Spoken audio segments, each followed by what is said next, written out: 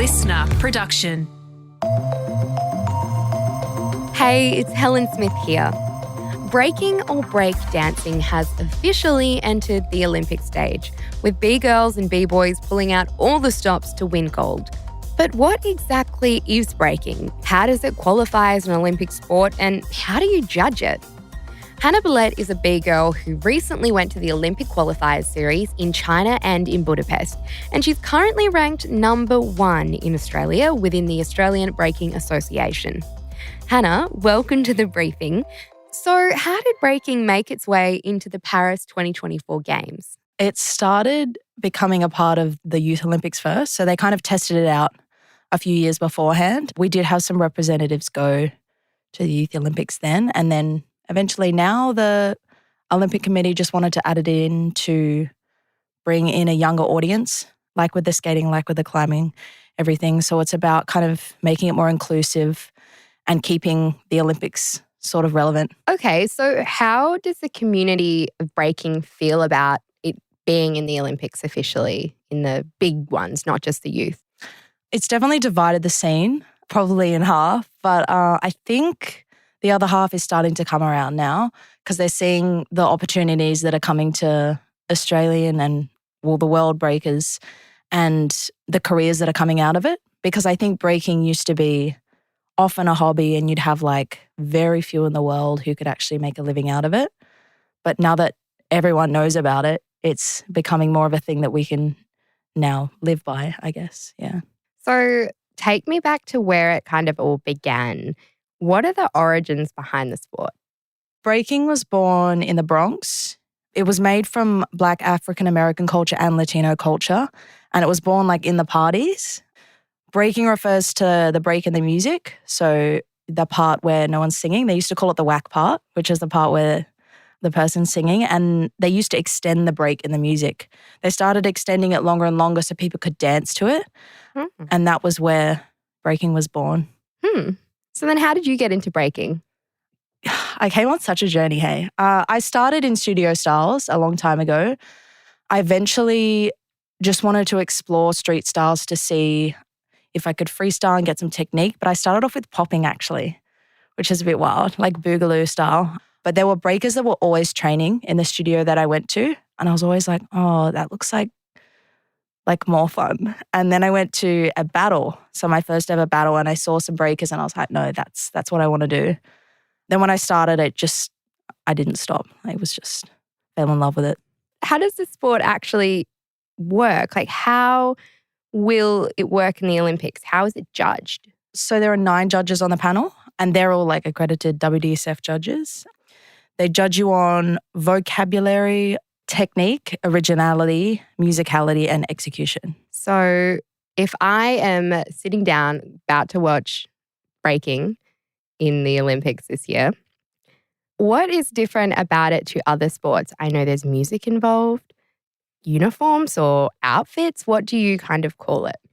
Well, the music is, we never know what they're going to play. So one of the reasons why breaking is difficult is because it's a freestyle dance.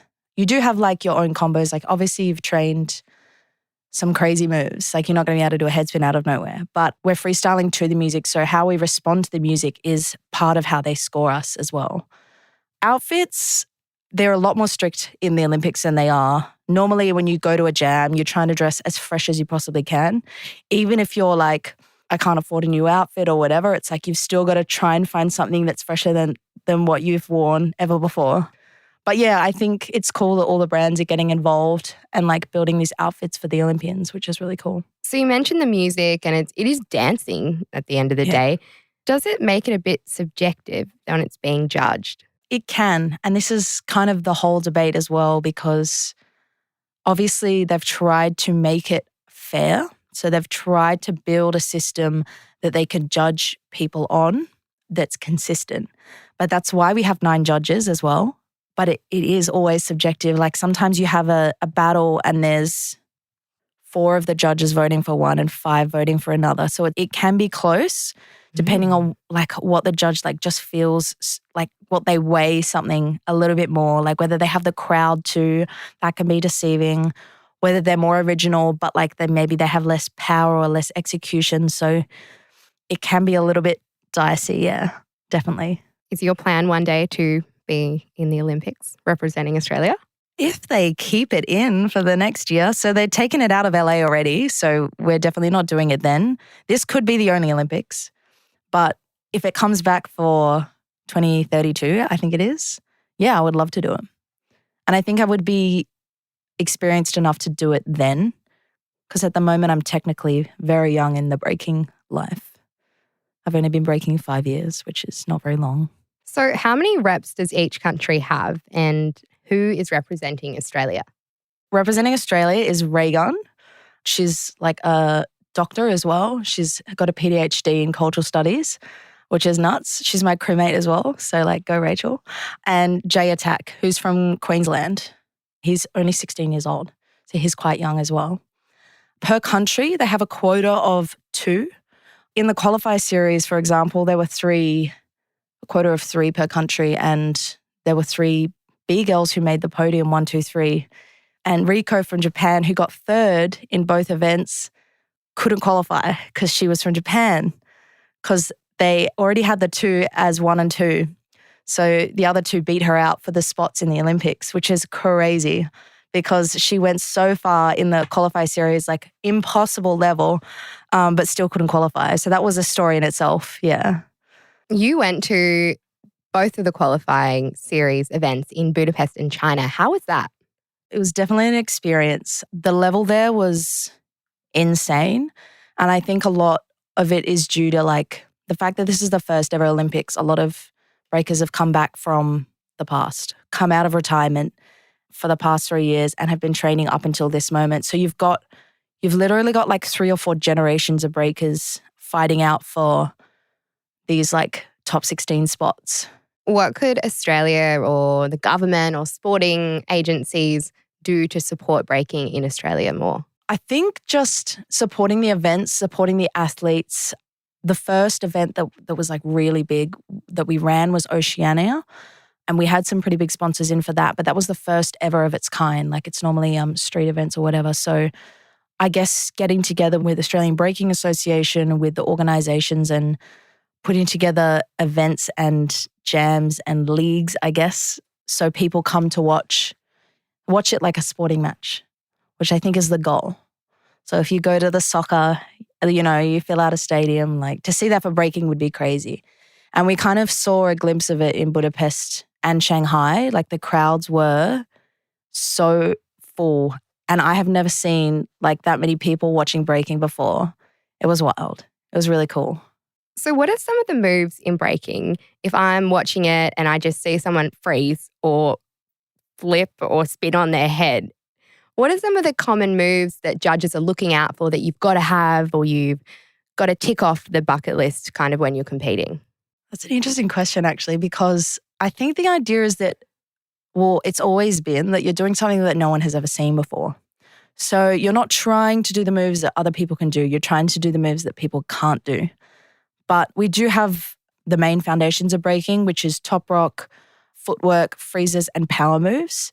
Power moves are the like big moves you see. So the windmills, the head spins, the crazy spinning moves, the air flares.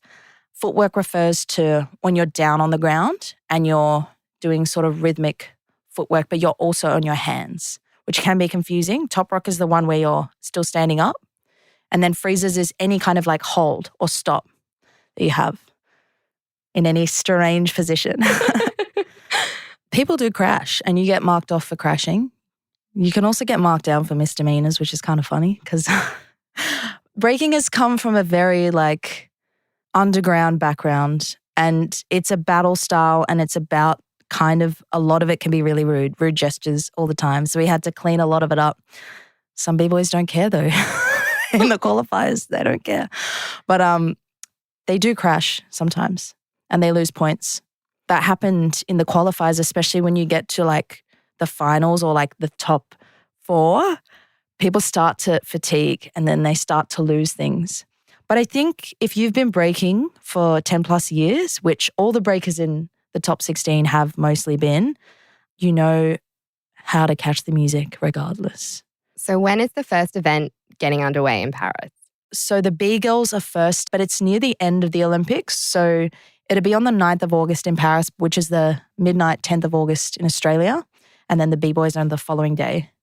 They'll start with the round robin, which is a top 16. And then they'll go straight to top 8 tournament style all the way to the end.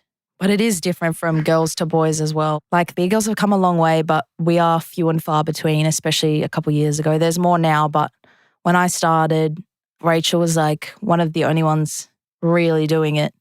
And even now, like compared to the amount of boys, there's a lot less girls.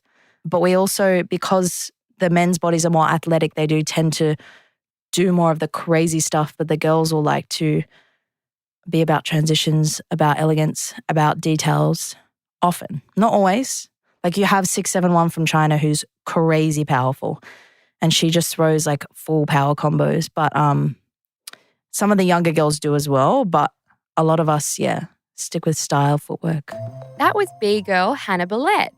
And that's it for this episode of The Briefing. Before you go, though, we'd love it if you could share this app with someone you think might enjoy it too. And if you want to keep up with our other content, you can always check us out on Instagram at The Briefing Podcast or on TikTok and YouTube. Just search Listener Newsroom. I'm Helen Smith. See you next time.